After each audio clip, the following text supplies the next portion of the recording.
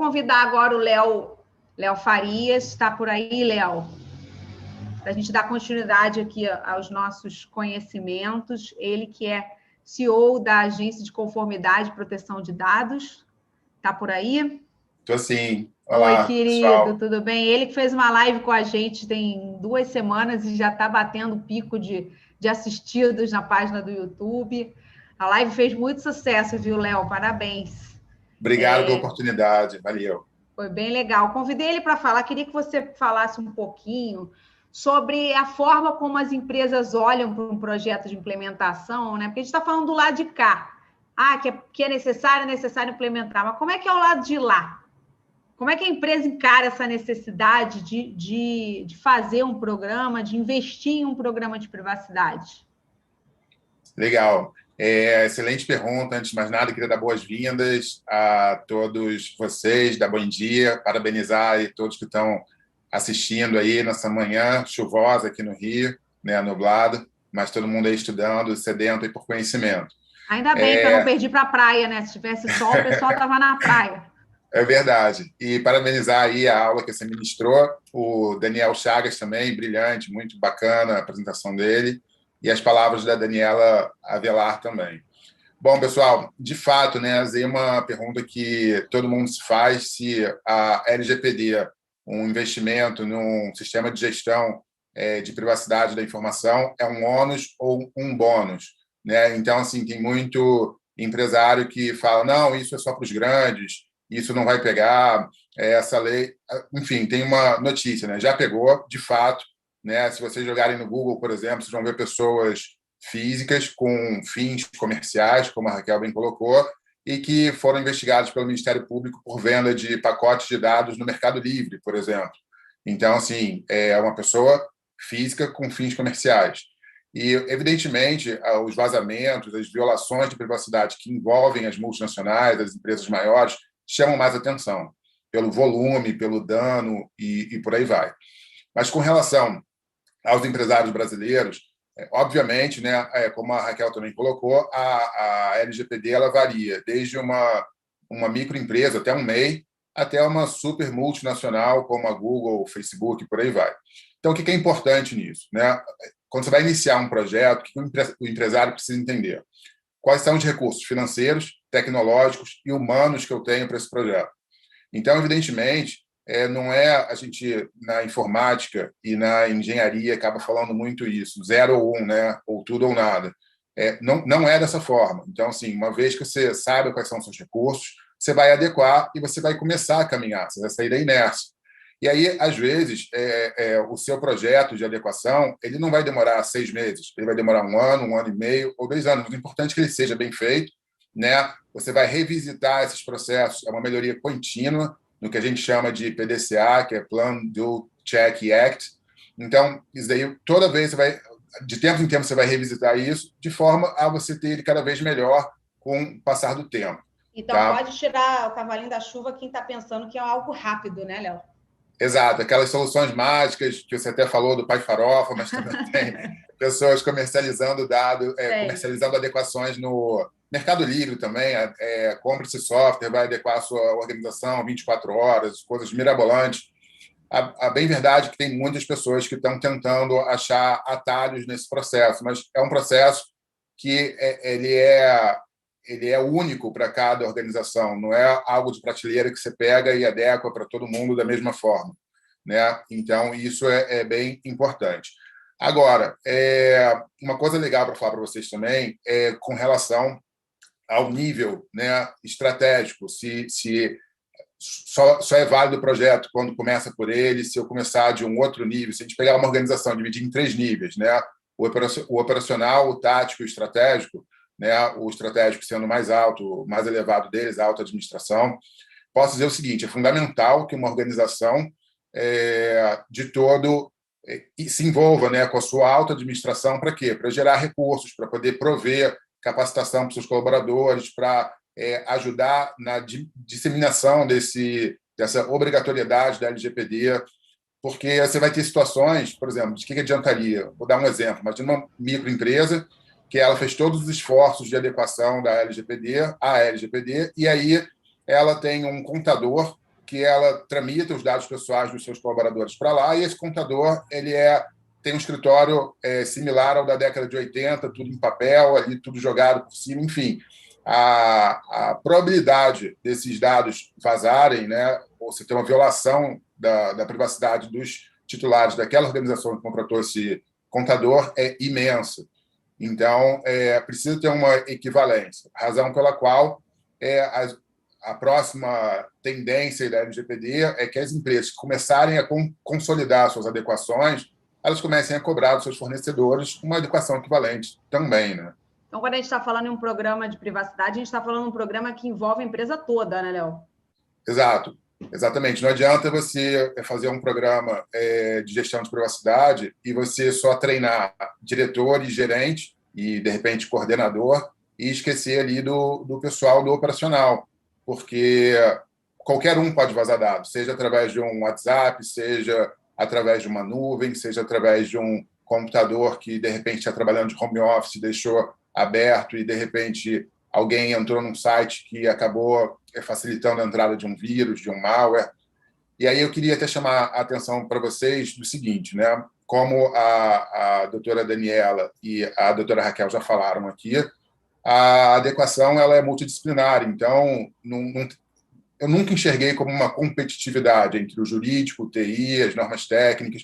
Pelo contrário, eu acho que é um processo sinérgico, né? Então, assim, a gente pode dar vários exemplos de empresas que têm excelência tecnológica, mas que tiveram dados vazados. Exemplo, no passado recente, a CIA, o FBI, a própria NASA tiveram dados vazados, tiveram violações de privacidade. Isso recente, nos últimos meses. Então, o que isso mostra para a gente? Uma falha de processo. Eu pego também o exemplo do STJ, eu pego o exemplo do TJ do Rio Grande do Sul, que está enfrentando uma situação bem complicada lá, e lá tem mais de 3 milhões e meio de processos. Então, a chance das violações de dados pessoais são imensas. Só que aí é o que eu falo, é indiscutível a excelência jurídica também do STJ, do TJ, do Rio Grande do Sul, por aí vai. Então, assim, a gente precisa ter uma sinergia, né?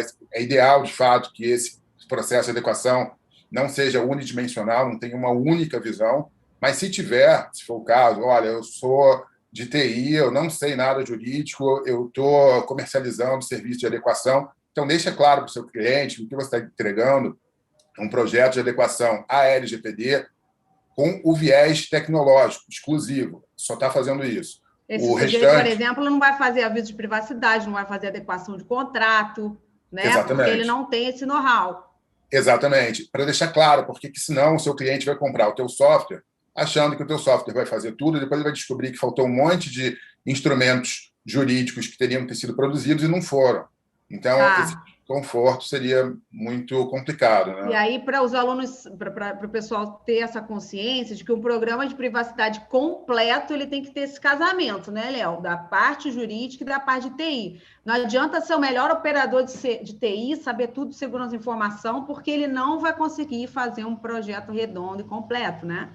Exatamente. Aí, justamente, uma das maiores dúvidas que surgem é: eu quero adequar, eu sou advogado ou eu sou especializado em TI, alguma coisa nesse sentido, mas eu não sei por onde começar. Quando a LGPD fala de boas práticas, por onde eu começo? Então, Raquel, eu queria pedir aí para eu compartilhar alguns slides com vocês. Por favor. Esses slides eu não vou poder disponibilizar depois, porque faz parte de um projeto da UERJ, então eu consigo ministrar a apresentação para vocês, mas eu não consigo compartilhar o material. Não tem problema, o pessoal tem até amanhã para assistir o workshop de novo, fica disponibilizado até amanhã, 24 horas, então, pessoal, se precisar rever, vai anotando. Tranquilo. Gente? Então... É importante falar sobre o que você vai falar, porque a galera acha que resolve a implementação através da LGPD, né? Peguei a LGPD ali, agora está tudo certo, eu vou conseguir resolver. E, na verdade, quando a LGPD fala de boas práticas, ela fala e não fala nada, né? Ela não fala que são boas práticas. E o que são boas práticas? Sou eu que tenho que descobrir e fazer as minhas boas práticas? É você, Léo, que tem que pensar, imaginar e reinventar a roda, ou elas já foram estabelecidas por alguém? Quem seria esse alguém? Acho que é exatamente sobre isso que você vai falar, né? Exatamente. Muito legal a sua indagação. Vocês estão vendo? Você está vendo minha tela, Raquel? Vocês estão vendo? Não, eu estou vendo só a tela do Inscreva-se Agora, workshop Ah, gratuito. beleza, é essa mesmo. Bom, Tá. vou falar rapidamente aqui sobre quem é Léo Farias, né? Como a Raquel bem colocou, quem é essa pessoa na fila do pão? Eu sou engenheiro químico, formado pela FRJ. Eu sempre trabalhei com TI, então há mais de 20 anos que eu tenho experiência com TI.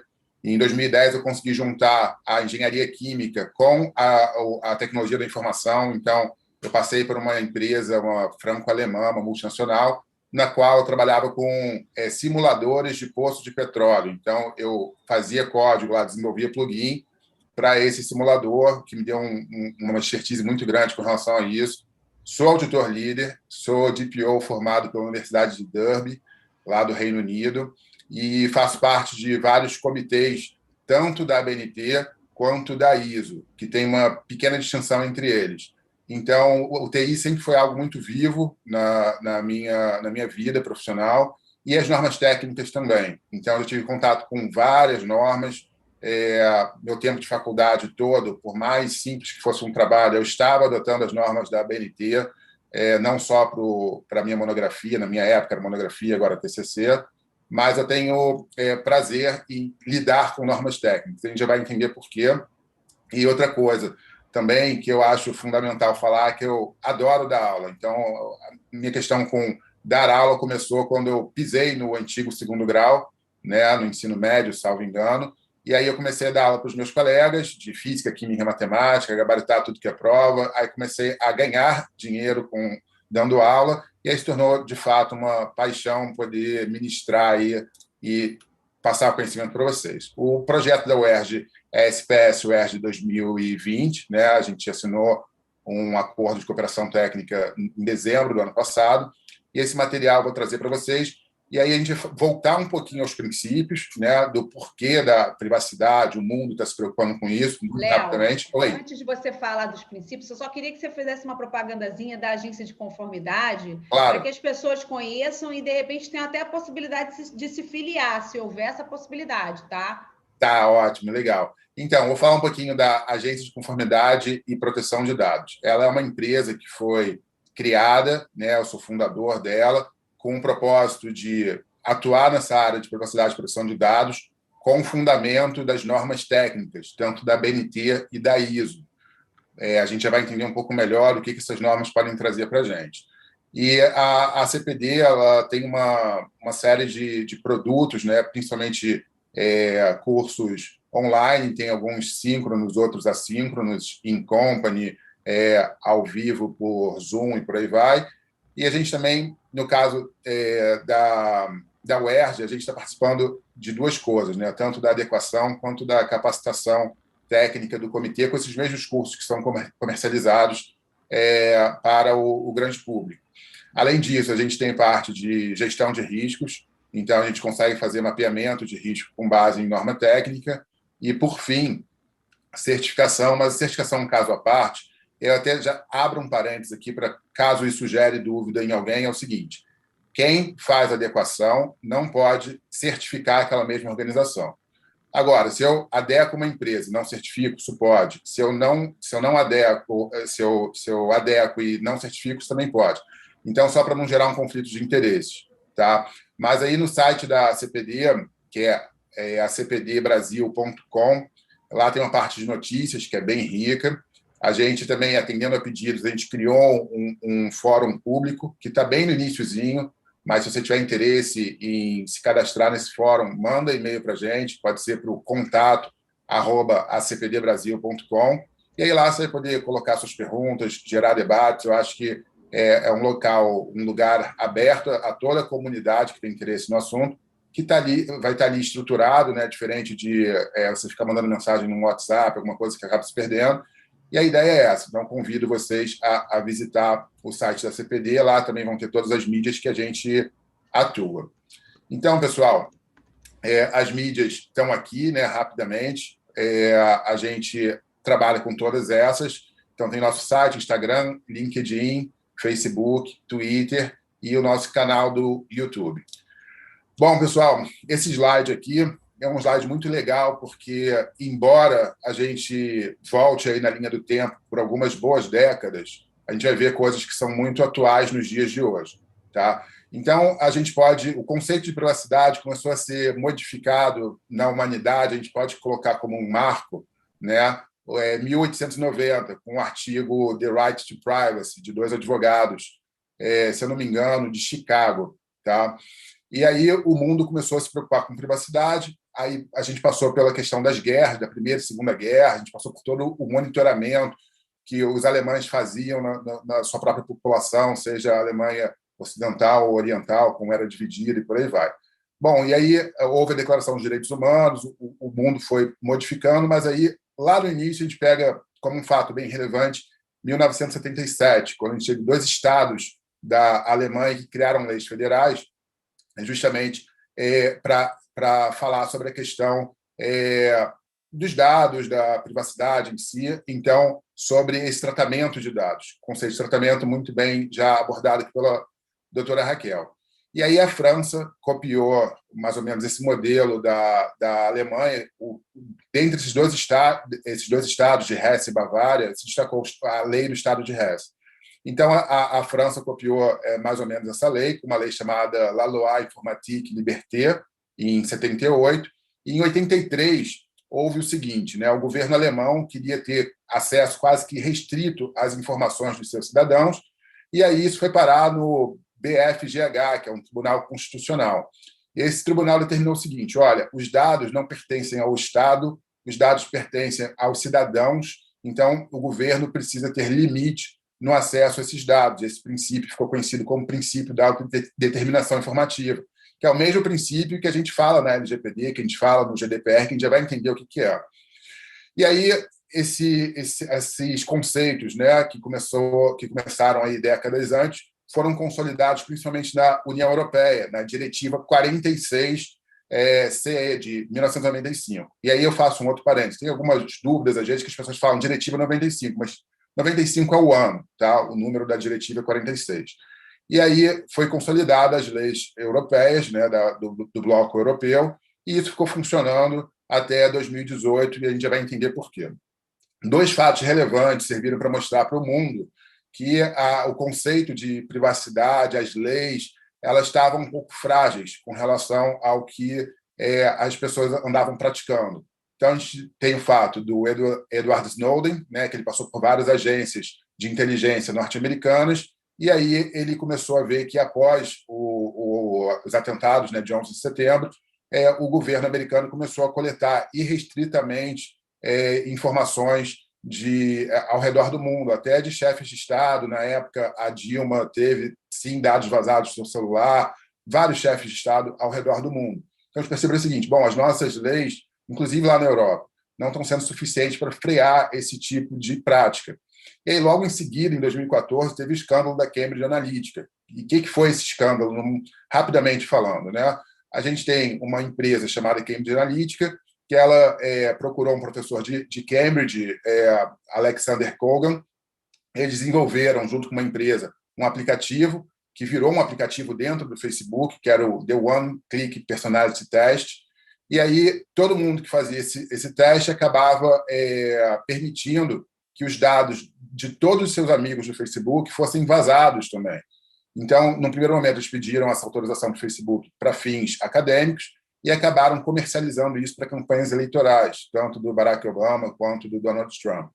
E aí, o que eles fizeram com essas informações? Bom, com isso, eles conseguiram mapear todos os possíveis eleitores dentro dos Estados Unidos, principalmente os que eram indecisos, e aí eles viram os estados que tinham maior concentração de indecisos, fatiaram esses estados, chegaram a bairros e falaram o seguinte: olha, esse bairro aqui tem uma concentração imensa de indecisos. Se você, ou Donald Trump, for lá e utilizar determinados jargões que vão despertar reações psicológicas, como America Great Again, e por aí vai, essas pessoas vão passar de indecisos para seus eleitores. E assim ele ganhou a campanha. Então foi terrível aí a manipulação eleitoral a partir de dados. Peraí, tem algum neném. Pronto.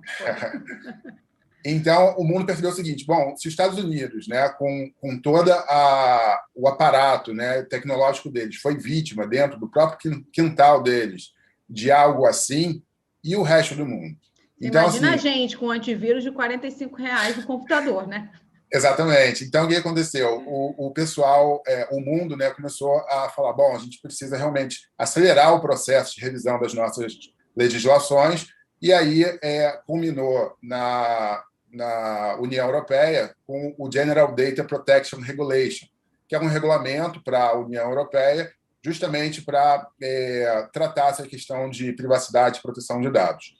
Ele entrou em vigor em 15 de maio de 2018, então tem aí 3 anos de vida, praticamente. E o Brasil, em 2018, em 14 de agosto de 2018, publicou a Lei Geral de Proteção de Dados, com a mesma finalidade, tomando como base, sim, o próprio GDPR, mas lembrando que é um assunto que começou no Brasil numa consulta pública em 2010.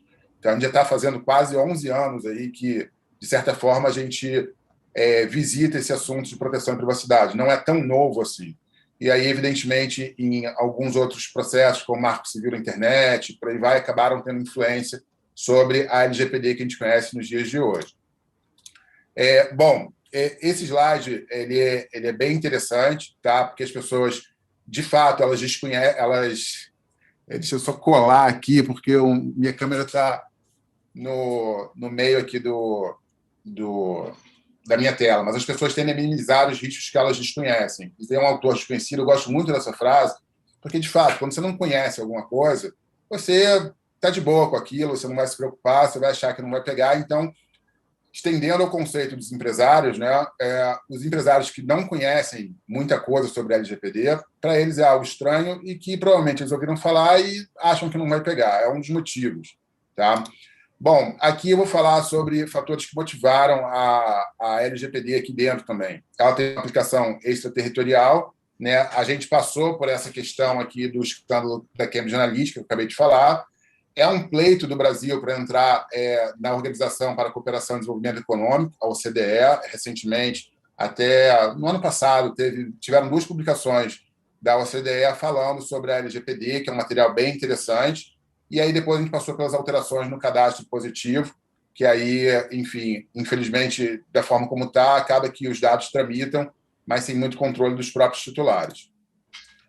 Bom, com relação à LGPD, para quem está tendo o primeiro contato hoje ou um contato recente, como a Raquel falou, no artigo 1º ela define o escopo dela, né? Então, realmente, pessoas físicas com fins comerciais que tratem dados pessoais e organizações públicas ou privadas. É até bom ressaltar aí que teve alguém que perguntou no YouTube, gente. Dados pessoais para a LGPD são os dados de pessoa física. Então, só as pessoas físicas, como nós, têm os seus dados pessoais protegidos pela LGPD. Mas a LGPD, para promover essa proteção, vai incidir sobre o tratamento que é realizado com esses dados por pessoas naturais de direito, pessoas jurídicas de direito público ou privado, ou pessoas naturais para fins econômicos, tá? Respondendo a pergunta do YouTube. Exatamente. E aí, nesse caso, é interessante ressaltar o seguinte: dados sigilosos, como o balanço financeiro, como, às vezes, uma patente, alguma coisa nesse sentido, que não tenham dados pessoais, não estará coberto no guarda-chuva da LGPD. Outra coisa, dados de pessoas falecidas, né, também não está coberto. Então, são outros caminhos aí que precisariam ser percorridos para esse tipo de dados. E aí a Raquel falou dos princípios, né? Eu destaco esses princípios, tanto o 8º, que é a prevenção, e o 10º, que é da responsabilização e prestação de contas, o accountability, tá? Para a gente poder entender o que eu vou trazer para vocês aqui em seguida. Bom, esse slide eu estou falando basicamente dos atores da LGPD. Então, se a gente tomar aqui como base a organização no centro aqui desse slide, né, essa organização ela tem N setores, mas não necessariamente porque ela tem setor jurídico, marketing, TI, que esses setores, neste momento, têm conhecimento sobre a LGPD. Então, talvez seja necessário, justamente, ela ir ao mercado e contratar uma consultoria de escritório de advocacia ou até de um profissional liberal que atue por si só, de uma empresa de tecnologia, Está tendo também, está sendo muito comum também as seguradoras estarem entrando nesse processo justamente para, de repente, cobrir uma possível multa de uma NPD ou um processo na esfera da justiça comum para algum titular que se sinta lesado ou que, de fato, tenha sido lesado. E você vai ter empresas de capacitação, dando treinamento e por aí vai, como é o caso da LGPD Experience. E aí a gente faz o seguinte, né? A gente tem alguns atores aí que precisam ficar claros para a gente, né? A gente tem as organizações que têm terceirizados, então a gente tem a figura do operador aqui embaixo, e aí esse operador ele vai, como a Raquel falou, responder às determinações do operador, do controlador, desculpe, mas lembrando que se o operador tomar as decisões diferentes do que for determinado pelo controlador, ele vai responder por isso, caso haja alguma violação de privacidade, e até mesmo dependendo do que foi escrito no instrumento, né, no contrato entre o controlador e o operador. Daí a importância de um instrumento entre esses atores, é algo já comum na Europa e que, obviamente, vai ser aqui no Brasil também. A gente tem a figura do encarregado, que acabou se popularizando bastante, como a Raquel também já falou, na Europa é chamado de Data Protection Officer, o DPO, e aqui no Brasil, encarregado. A figura do encarregado, né, ele vai estar em contato direto com os titulares, em contato direto com a NPD e com o controlador. Então, ele vai fazer a ponte entre esses diferentes atores. Então, esse slide eu acho que dá para esclarecer bastante aí o universo da LGPD. E aí a gente pode dividir a LGPD em dois grandes arcabouços. Tá? O arcabouço jurídico, que são as leis ordinárias, complementares, todos os instrumentos que podem ser produzidos pelos diferentes atores nessa esfera, então a NPD e por aí vai. A gente também tem o arcabouço técnico-normativo, que são as normas técnicas. Então, as normas técnicas elas são bastante importantes pelo seguinte, você não vai reinventar a roda.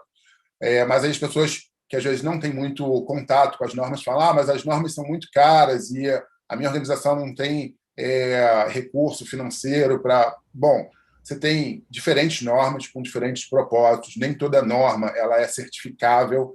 Quando a gente fala de certificação de normas, são normas específicas. No caso aí da LGPD, a gente vai ver que basicamente é uma família de normas, a 27.000, que tem duas normas que chamam mais atenção, que é a 27.001, que é uma norma de 2013, e a 27.701, que é uma norma de 2019. Mas não se prenda... muito interessante esse desenho que você fez aí, Léo, porque ele mostra justamente que a norma jurídica, o arcabouço jurídico regulatório, tem as leis que são gratuitas lá no planalto.gov, são normas jurídicas, mas elas precisam vir na prática, na implementação de um programa de privacidade, acompanhadas da leitura das normas técnicas, exatamente, que não são jurídicas e, por isso, elas são pagas. Não são normas que você vai achar no planalto.gov e nem na internet de graça. Você compra, são as normas técnicas da ABNT, também conhecidas como normas técnicas ISO, e que elas trazem essas boas práticas a nível de uniformização mundial, né, Léo? Quer dizer, eu não vou inventar as boas práticas quando eu for implementar um programa de privacidade. Essas boas práticas já foram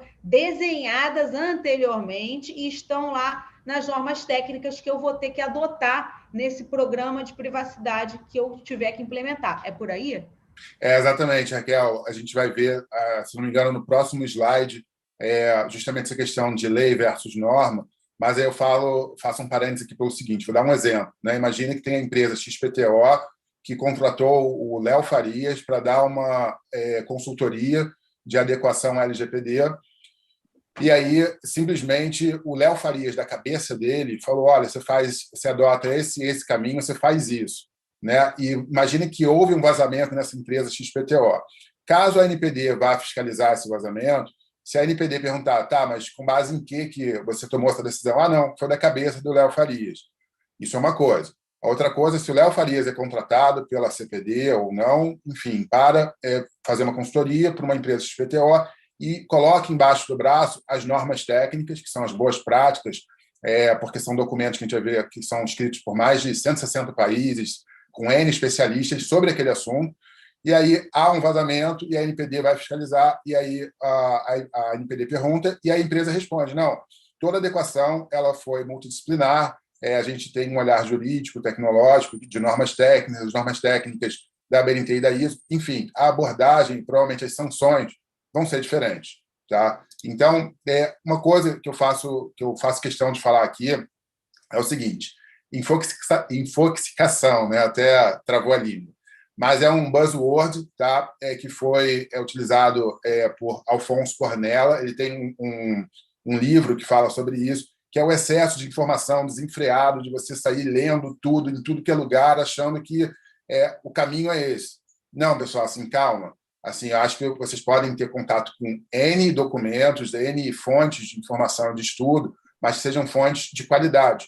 Eu até brinquei com um amigo meu que ele estava começando a estudar LGPD, estava muito empolgado, e aí eu falei, cara, calma. E aí ele falou o seguinte, Léo, eu entendi o papo que você teve comigo, porque depois de um tempo eu comecei a perceber que eu estava virando um especialista em soluções genéricas da LGPD e eu não sabia dar solução para nada, porque eu estava nesse processo desenfreado. Então, pessoal, cuidado, sejam seletivos, não procurem reinventar ou dar soluções que não tenham um bom fundamento, tá? Justamente porque depois pode causar situações desagradáveis. Esse slide não é para hipnotizar vocês, não, pessoal. É o seguinte, vocês têm duas possibilidades quando a gente está falando de aprendizado em termos de privacidade e proteção de dados com um universo gigantesco. Vocês podem ir do ponto A ao ponto B numa reta, que é o caminho mais curto e o caminho mais fácil, mas esse caminho, eu costumo falar que é o conhecimento associativo. O que significa isso? Significa que vocês vão ver o que todo mundo está fazendo, vocês vão copiar ou pegar esse material, enfim, grupo de WhatsApp, alguma coisa, modelo e por aí vai, e vocês vão modificar uma coisinha ou outra e vão comercializar isso no mercado. Então, olha, eu adequo a sua empresa LGPD, mas o seu material ele foi fundamentado na cópia de N materiais aleatórios que você achou aí pela internet sem nenhuma base. Então, isso é perigoso, porque é um caminho mais rápido, é o que a grande maioria das pessoas fazem, mas o que eu quero falar para vocês é o seguinte, eu indico que vocês voltem aos princípios, porque os princípios é que vão permitir que vocês deem soluções a situações que vocês não têm o modelo, que vocês não têm a cópia, que vocês não têm grupo de WhatsApp para dar o suporte para vocês. Então, assim, tentem se capacitar, é um processo mais lento, é um processo que vai sedimentando o conhecimento ao longo do tempo, então ele não é instantâneo, mas ele vai te dar muito mais solidez nas suas entregas, né? Segurança do que você está entregando e fundamento. Então, isso vai fazer a diferença depois. E aí isso está associado àquela imagem do iceberg que a professora Raquel utilizou. Bom, por fim, vamos lá. O que é uma norma técnica? É um documento estabelecido por consenso. Então, consenso, essa palavra tem muito peso, porque consenso não significa unanimidade, significa maioria. Então, você tem, como falei, mais de 160 países discutindo um assunto específico. Quando chegam a um consenso, isso passa por N etapas, são 7 etapas na construção de uma norma, que às vezes pode demorar até 5 anos para a norma ficar pronta. Então, razão pela qual que você envolve N profissionais e N países, e vai ser aprovado por um organismo reconhecido. Então, a gente está falando da ISO ou da ABNT, e vai fornecer regras regras, diretrizes, características, requisitos e por aí vai, para determinados assuntos em específico. Essa definição foi retirada do Guia 2 da ABNT. Então, pessoal, quando a lei fala das boas práticas, da governança, isso é muito vago. E a gente vai ver o seguinte, né? Nesse slide, é justamente o que a professora Raquel perguntou há pouco. A gente tem ali a lei e a gente tem a norma técnica. A lei é uma regra, né, uma prescrição escrita que emana de uma autoridade soberana, de uma determinada sociedade, e você vai ter a norma, que vai ser um documento estabelecido por consenso, como a gente acabou de ver. Tá? A lei, ela diz o que ela quer, mas ela não diz o como fazer. O como fazer, você provavelmente vai encontrar nas normas. Então, por exemplo, quando você demitir um funcionário, né, e aí a norma provavelmente vai te indicar o seguinte: você vai precisar documentar essa informação para garantir uma trilha de auditoria. Então, documentar essa informação, você já pode falar com um advogado. Bom, o que a gente vai reter aqui dessas informações?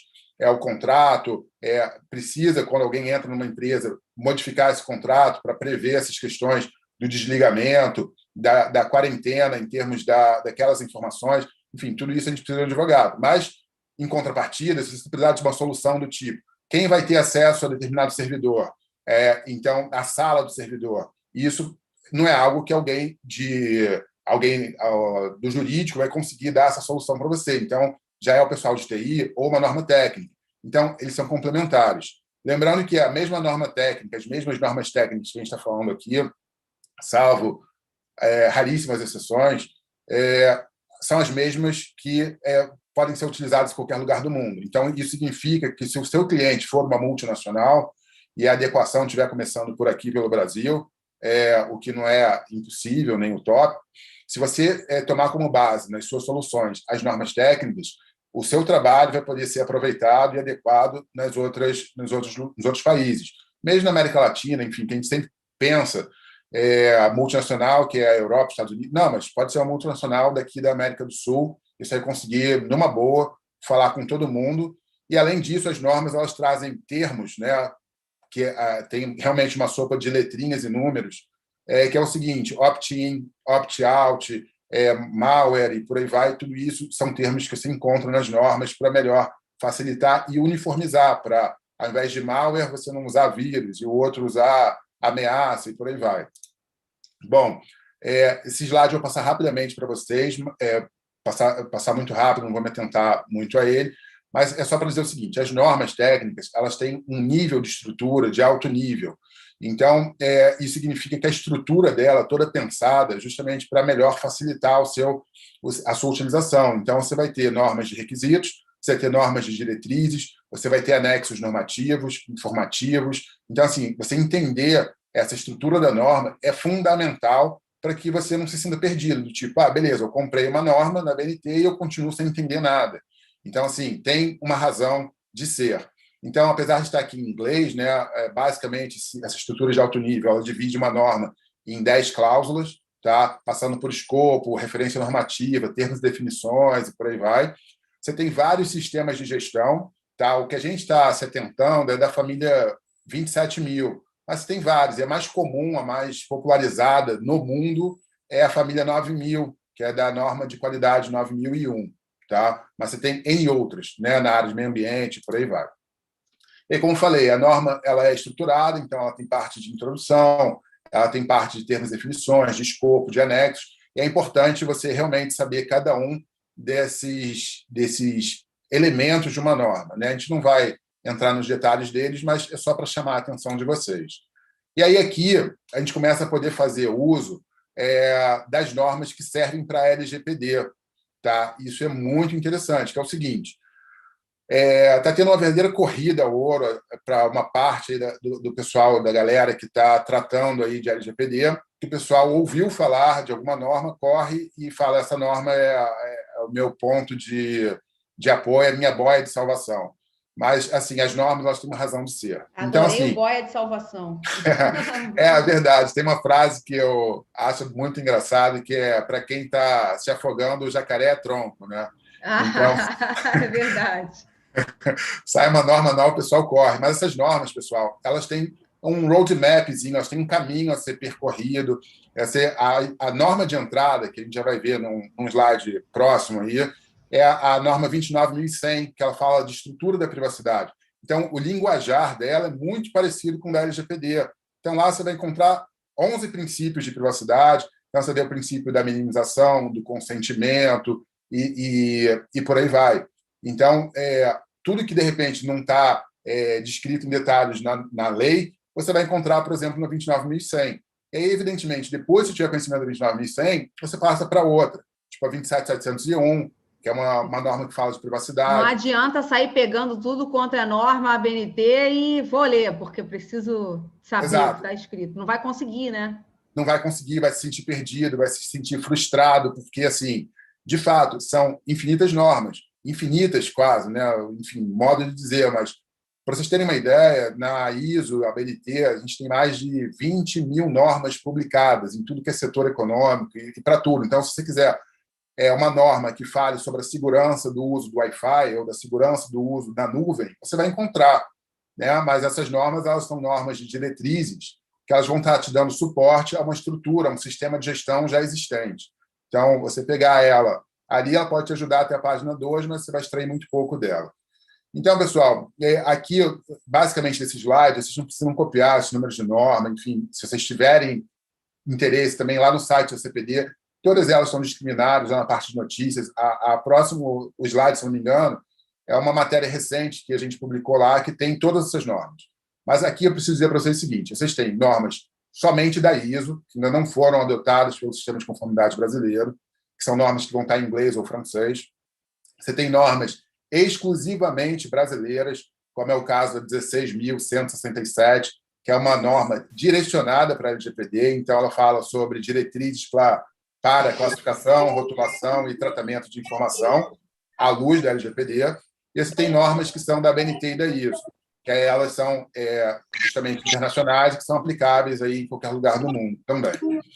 Bom, nesse roadmap, né, como eu falei, você começa pela 29.100, você passa pela 27.701, que é uma norma de privacidade, ela está estendendo as outras duas, que é a 27.001 e a 27.002. A 27.001 e a 27.002 são normas de novembro de 2013.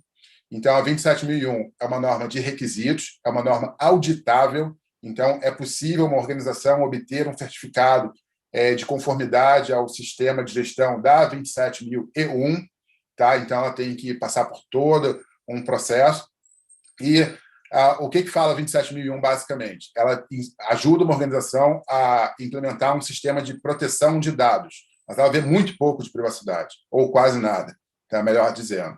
Só no anexo dela, se não me engano, 18.1, que fala alguma coisa. Mas muito...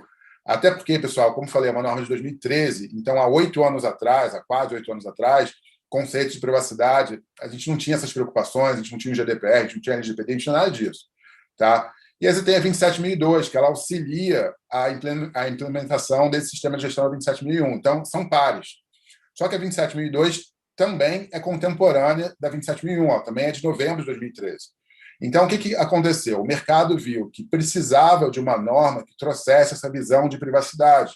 Daí a 27.701, que é uma norma de novembro de 2019. Então, no nome da própria 27.701, ela está dizendo que ela é uma norma que ela estende o conceito de privacidade a 27.001 e a 27.002. Então, por isso que não adianta. Se você ler a 27.000 inteira, de cabo a rabo, você não vai ver as questões de privacidade ali associadas. É metade do caminho, talvez, mas a questão de privacidade toda vai estar sendo deixada de lado. E aí, como falei, eu convido vocês a irem lá para 29.100.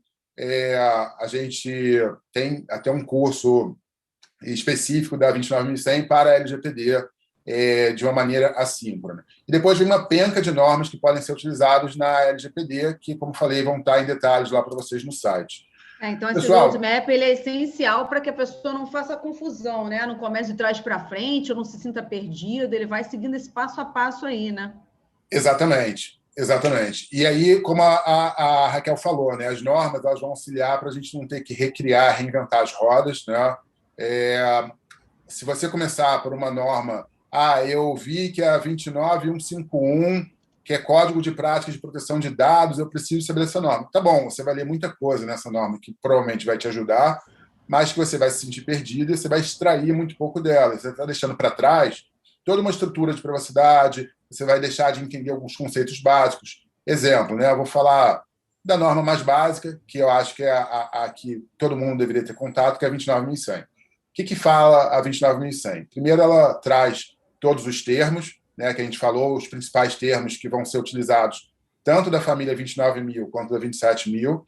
Ela vai falar dos atores, então ela vai explicar em detalhes a questão do operador, do controlador, que, como a Raquel também bem falou, ainda causa dúvida, mesmo em autoridade. Então, a gente vai ver autoridades aí, por exemplo, ministro sendo colocado como controlador, isto é, no polo passivo de uma possível ação, caso haja um vazamento, uma violação de privacidade, que assim, realmente não é para acontecer isso. Então, o controlador é uma empresa, uma instituição e não uma pessoa. Então, ela vai explicar tudo isso e vai explicar a relação, né, os possíveis relacionamentos entre esses atores, que é o controlador, o operador, o titular, a figura do terceiro, que ela também explica o que é, enfim. E aí, depois, ela vai passar justamente pelos fatores, né, que podem acabar impactando na privacidade e proteção de dados de uma organização, e depois ela passa por esses 11 princípios de privacidade, que eu acho que esses princípios precisam estar no nosso sangue, no nosso dia a dia, que é algo que a gente fala e que a própria LGPD, se a gente for fazer um comparativo está diretamente relacionado com esses princípios da 29.100, que são princípios universais, mundiais, e aí vai facilitar muito o teu aprendizado e o teu direcionamento do teu saber. Então, é isso, pessoal. Eu vou abrir aqui para vocês poderem perguntar, para a Raquel, se quiser bater papo sobre, perguntar alguma coisa, e espero poder ter para vocês aí. Deixa eu voltar aqui para a câmera, porque saí sem querer. Na verdade, vamos abrir para as perguntas, mas vamos deixar limitado aí a 3 pessoas, porque senão eu acho que a gente não consegue almoçar. Eu não estou com fome, não, mas daqui a pouco vai ter alguém chateado no YouTube ou no Zoom. Então, se vocês quiserem... primeiro, o pessoal está pedindo seu contato, Léo. Gente, o Léo é da equipe de professores do Experience, Sim. Então, para quem fica com a gente fazendo o curso extensivo, ele vai estar com a gente no time, nessa 5ª edição, mas deixa o seu contato, que eu vi que o pessoal estava fazendo o grupo do LinkedIn também, enfim. Pessoal, vocês podem ir lá no site da CPD, lá no Sobre, tem todos os meus contatos, de e-mail, de Zap, se eu não me engano, de LinkedIn, quem quiser me adicionar por lá também. Deixa eu ver aqui, é a cpdbrasil.com, tá? Então, gente, no acpdbrasil.com vocês conseguem adicionar o Léo, tá? Embora ele esteja com a gente no curso também. Respondendo ao pessoal, daqui a pouquinho a gente para o almoço. Respondendo ao pessoal das senhas, gente, eu não vou mais responder nada de senha. É muito simples. Vocês vão pegar as 3 senhas, eu só dei a primeira senha até agora.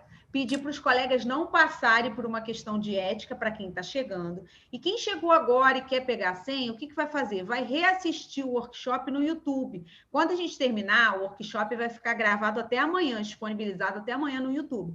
E aí você vai lá atrás, né, no conteúdo anterior, vai procurando onde estão as senhas e coloquem no formulário Google Docs, que eu já passei para vocês o link, tá? Mas eu não vou dar mais senha, eu não repito a senha, eu só falo na hora que eu tenho que falar, e quem precisar pegar as senhas anteriores vai ter que fazer esse trabalhinho de reassistir o momento do workshop. Agora, preocupem-se com o conteúdo, porque nada adianta um diploma se eu não sei por onde começar. E a aula do Léo vale ouro essa aula, foi uma aula de excelente conteúdo. Léo, você está sendo muito elogiado aqui no YouTube e também no chat do Zoom, viu? Parabéns. Obrigado, pessoal. E lembrando que esse conteúdo, né, vai fazer parte justamente do curso do LGPD Experience. Então, assim, esse curso realmente está sendo pensado de uma forma multidisciplinar, né, e multidimensional também. Então, eu convido vocês, que realmente é um conteúdo bem valioso e é difícil no mercado você conseguir um curso com visões tão específicas, né, e todas juntas ali, sinérgicas, num único ambiente. Perfeito. Bom, gente, vamos então parar para o almoço, são 12:30. Alguém quer perguntar algo específico? Eu não vi nenhuma pergunta, porque é muita informação, né, Léo? Às vezes, para absorver é demorado mesmo. Pode falar, quem é? Oi, Siddhartha. Peraí, gente, peraí. Vamos organizar, porque a gente está com 2 pessoas falando ao mesmo tempo. Quem está falando? Okay. Siddhartha. Então vou fechar a Aline, tá? E vamos levantar a mão. Ok. Tá. Vê só, aqui eu perdi um instante a conexão. E não sei se você, quando eu voltei, que eu consegui entrar de novo no grupo, você estava falando sobre já a segunda senha. Eu não sei se você já deu. Então, eu já não dei a segunda senha, só dei a primeira, tá? Aí você procura a primeira, você pode, tá bom. Tá bom. Alguém mais? O André quer perguntar? Eu gostaria de falar também, Tamires. Tá bom. Tamires e André, então. Aí a gente parte para o almoço. E vamos começar com o André, então? Boa tarde, primeiramente, né? Boa tarde, André. Assim, uma dúvida que eu estou tendo, né? Porque tem a Defensoria Pública para aqueles que não têm condições de contratar um advogado, né? E eu queria saber se a LGPD ela prevê isso para as pequenas empresas, tipo, a empresa não tem tem condições de contratar um DPO, né?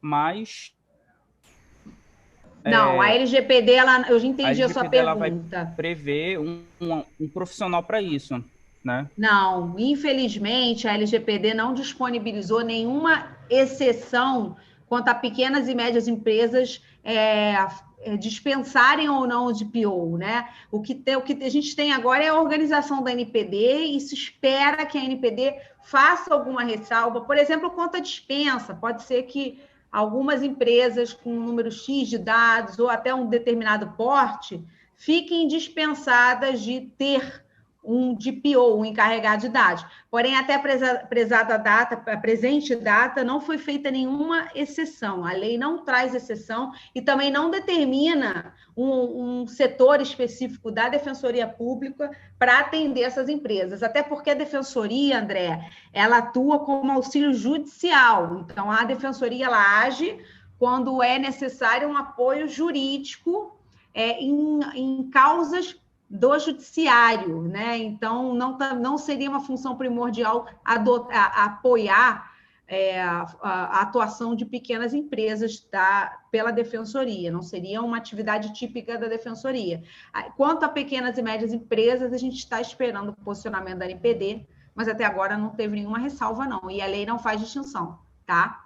Raquel, muito obrigado aí, gente. Pode falar, Léo. Só para poder reiterar o que você falou, você imagina, pessoal, não vou prender vocês aqui, que senão daqui a pouco vocês vão...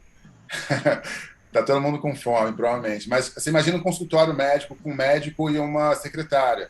Independente da empresa dele ser pequena, por exemplo, ser só uma sala, alguma coisa assim, você imagina a quantidade de dados pessoais sensíveis que aquele ambiente tem. Então, aquele médico, sim, ele também precisa ter boas práticas de governança, de TI, respeitar ciclo de dados de vida, ciclo de vida de dados. Vida de dados. Exato. Então, assim, é muito complicado para a NPD simplesmente falar, olha, abaixo de tal faturamento, eu vou isentar todo mundo. Enfim, obviamente eles estão estudando isso, mas não é uma decisão simples, né? Porque você tem setores específicos que, independente de serem muito pequenos, as suas organizações tratam muitos dados. Então, enquanto a NPD não se manifestar, sim, todos precisarão, né?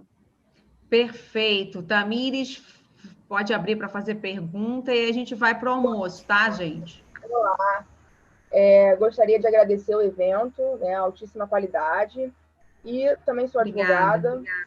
E ontem eu faço parte do Conselho Fiscal do Condomínio, tenho feito levantamento dentro da convenção de contratos com empresas terceirizadas para poder fazer, né, a proposta orçamentária, e fui surpreendida por parte da administradora e da incorporadora com o termo de responsabilidade, de confidencialidade das informações.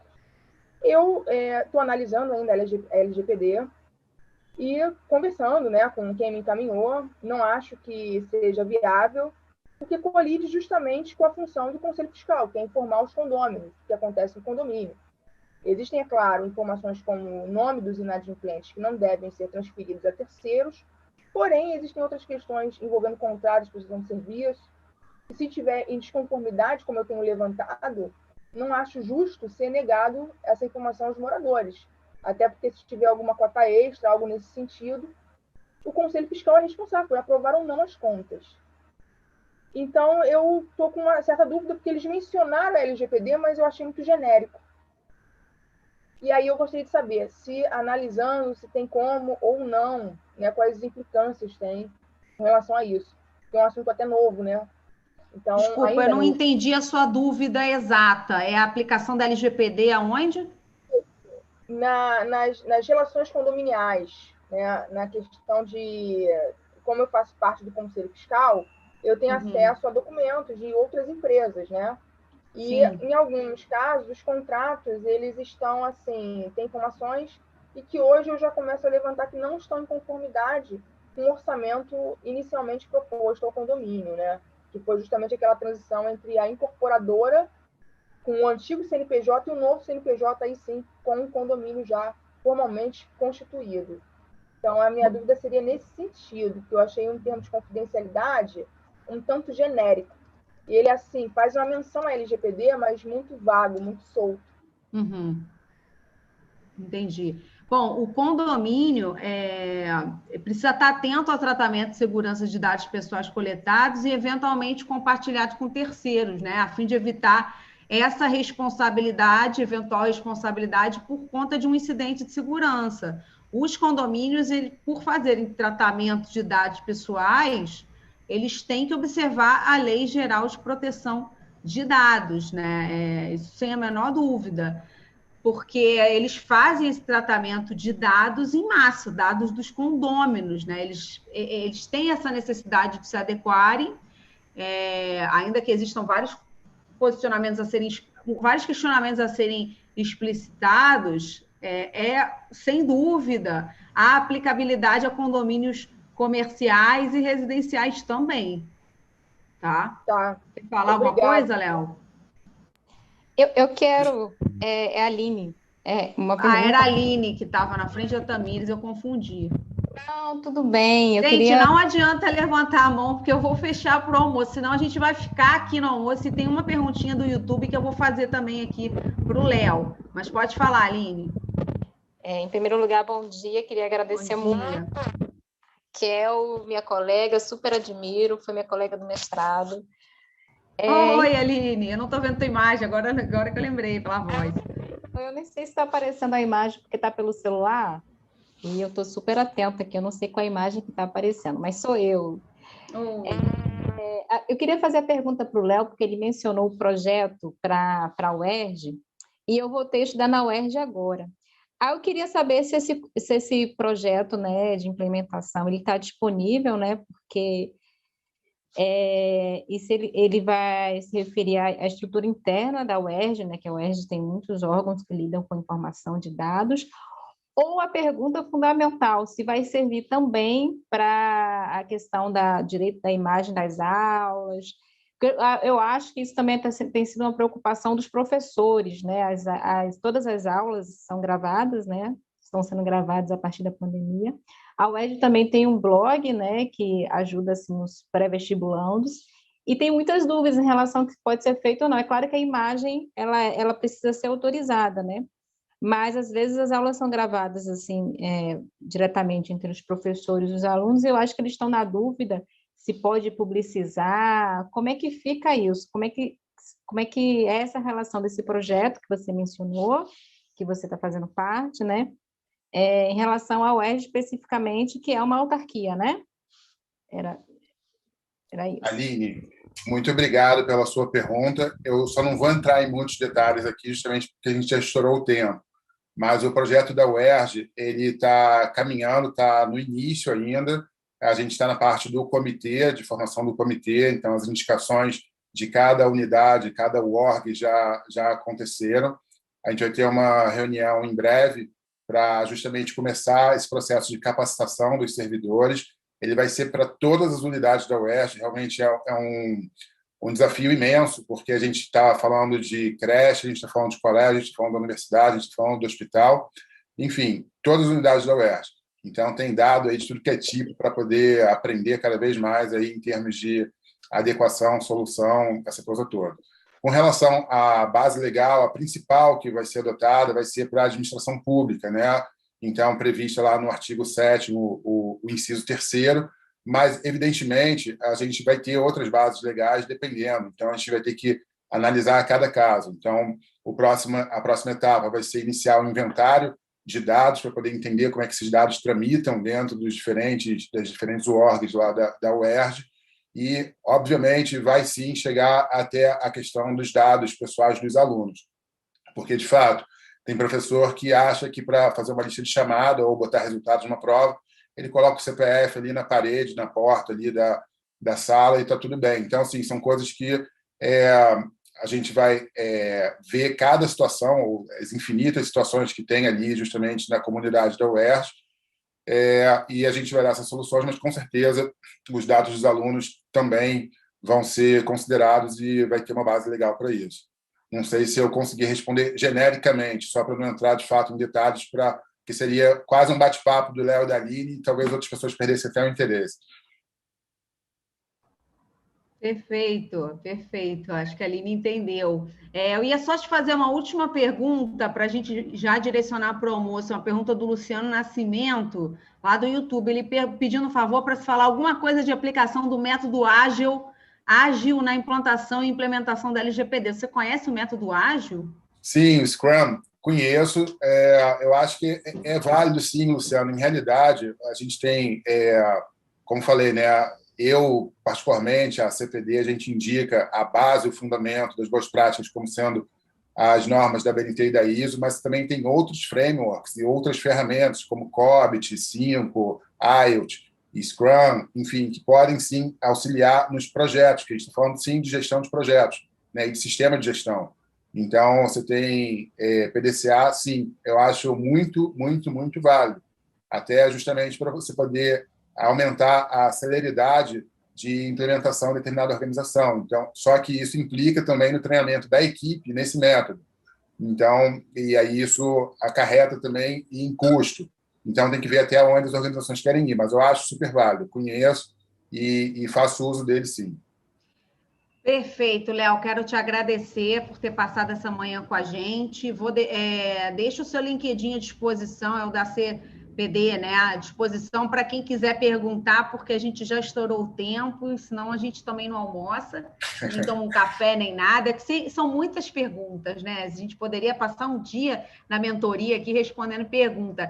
O bom é que no LGPD Experience o Léo vai estar presente e tem mentoria ao vivo também. Então, tem espaço para vocês perguntarem e tirarem as dúvidas de vocês. E que bom que vocês estão tendo dúvidas, sinal de que vocês estão interagindo com o curso e que o workshop está fazendo efeito, né? Mas parabéns pela sua apresentação, Léo. Foi muito, muito, Obrigado, muito boa. Pessoal do YouTube elogiando aqui no chat também. E tenho certeza que muita gente agora vai adicionar a CPD e que foi uma aula exemplar para nós e que muitas pessoas que nem sabiam que eram normas técnicas também ou tinham dificuldade puderam ter um caminho aí, uma orientação melhor. Obrigada, viu? Obrigado a você, foi um prazer. Obrigado a todos aí que participaram, que estão participando, estão interagindo também. É um prazer para a gente. Eu deixei ele no meu LinkedIn, quem quiser, geralmente eu respondo. Vai ser um prazer também, pessoal. Bom almoço para todos. Tchau, tchau. Tchau, Léo.